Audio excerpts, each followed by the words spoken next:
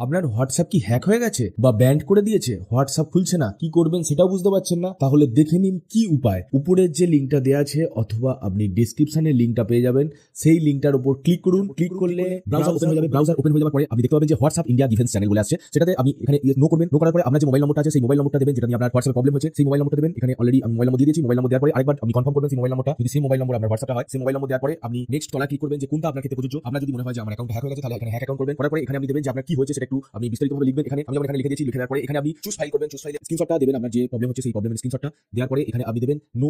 No দেওয়ার পরে এখানে আপনার নিজস্ব নাম দেবেন, ফুল নাম এখানে দেবেন। ফুল নাম দেওয়ার পর এখানে আপনার ইমেল অ্যাড্রেস আছে এবং কনফার্ম ইমেল অ্যাড্রেসে আবার একবার দেবেন। দেওয়ার পর এখানে আপনি এগ্রি করবেন, ইয়েস করবেন। এখানে ইয়েস করার পর আপনি যে নাম দিয়েছেন সেই নামটা আরেকবার দেবেন, মানে ইলেকট্রিক সিগনেচার যেটা, সেটা দেওয়ার পর আপনি এখানে সেন্ড বাটনে ক্লিক করে দেবেন। ক্লিক করার পর তাহলেই আপনার 48 থেকে 72 ঘন্টার মধ্যে আপনার হোয়াটসঅ্যাপটা খুলে যাবে। এরপরেও যদি হোয়াটসঅ্যাপ আপনার না খুলে বা সমস্যা হয় তাহলে আপনি নেক্সট ভিডিওটা অবশ্যই দেখতে থাকুন। নেক্সট ভিডিওতে আমি আবার আপনাদের একটা নতুন ইনফরমেশন দেবো যেটা দিয়ে আপনার হোয়াটসঅ্যাপটা